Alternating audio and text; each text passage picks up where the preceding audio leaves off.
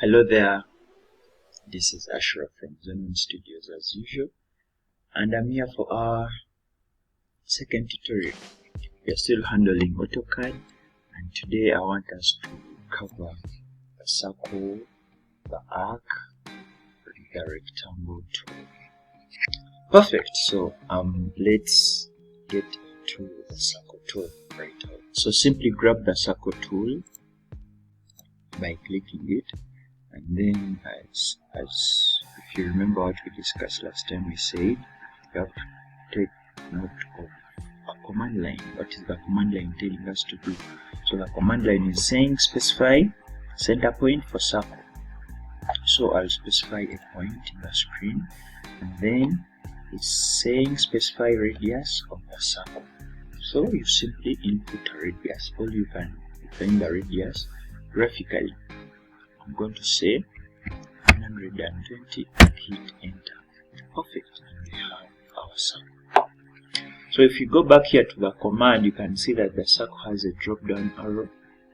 If we click this drop down arrow, we get a bunch of different options of drawing the circle. We have the center radius, center diameter, and all these different ones. So you can test the center diameter.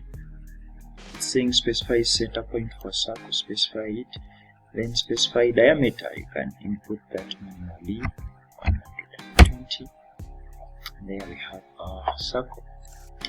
There is the 2 point that's similar to the diameter, the 3 point.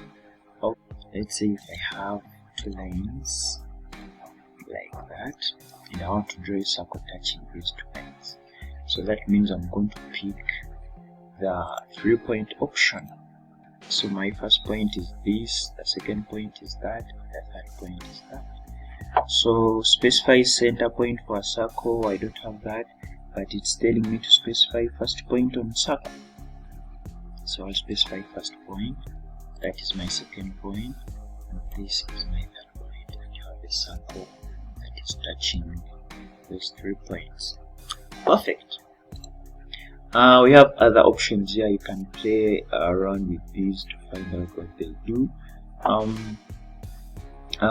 You can actually draw a circle to be tangential to 2 or 3. So let's move on to the arc. You see the arc also has a drop down arrow. So if we click the drop down, you have a bunch of different ways of drawing the arc. But personally, I use this first one, the 3 point method, and then this one, the center, start and end, almost all the time. So let's first start with the 3 point. So it's telling us to specify start point of the arc, that's the start point, second point, and third point to get your arc nice and easy. Let's try out this other one. It's telling us to specify the center point for the arc, that's my center point. So specify start point, that will require us to input a radius. You can do that using your keyboard, or you can do it graphically. So I'm going to input a radius of 300, enter.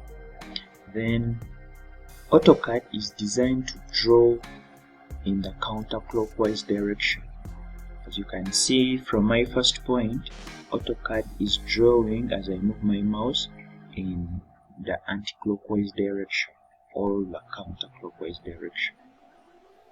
Perfect, so you can define where you want your arc to stop. You can say I want it to stop there, and you get your arc.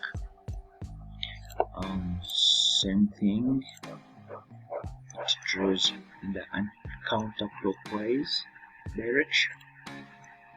Okay, now I'm sure someone has a question. What if I want to draw in the clockwise direction? What do I do? Simply do the same. Grab the arc tool. It's telling us to specify the center point. So specify a point. Find the radius. I'm going to do that graphically. And then after that, simply hold down Ctrl. So as you hold down Ctrl, you're telling Autocad to draw in the clockwise direction. As you can see now, I can draw in the clockwise direction. Perfect. If I let go, I go back to the counterclockwise direction. Hold down Control, go clockwise direction. There you get your arc. Nice and easy.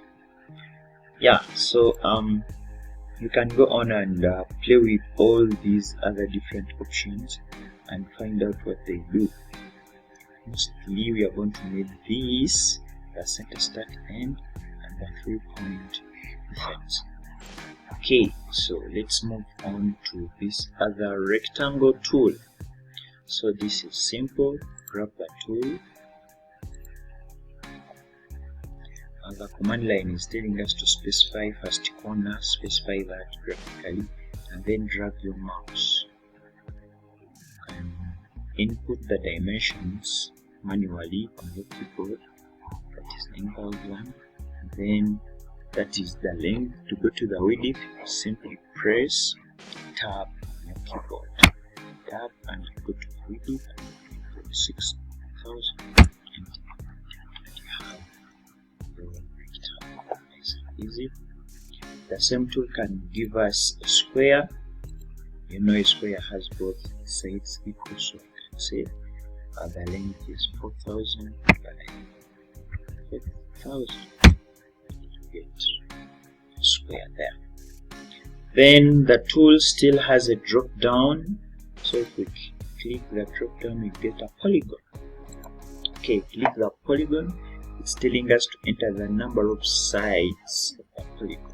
I'm going to say 5 because I want to draw a pentagon. Enter. So specify center for the polygon. I'm going to specify that. Then it's asking us, do we want the polygon to be inscribed in a circle or circumscribed about a circle? I'm going to say I want it to be inscribed in a circle. Then it's telling me to specify the radius of the circle into which this polygon is going to be inscribed into. And I can specify, I can give that graphically, or I can input a radius using my keyboard. So that is my pentagon. You can draw very many different shapes with this. I can draw a heptagon. Center point is this, inscribed here, and any number of sides that you want, you can draw that using the polygon tool. Now just below that we have the ellipse tool. You can draw ellipses, but we are not going to cover that for now. And below that we have the hatching tool. We shall also see this later tutorials as we continue. Then the draw tab itself has a drop down arrow, and down there you get a whole new bunch of different options that you can use. And as we continue our lectures, we shall see how to use these to our advantage. So for purposes of today's tutorial, I want us to stop here, and I encourage you to give your comments in the comment section below.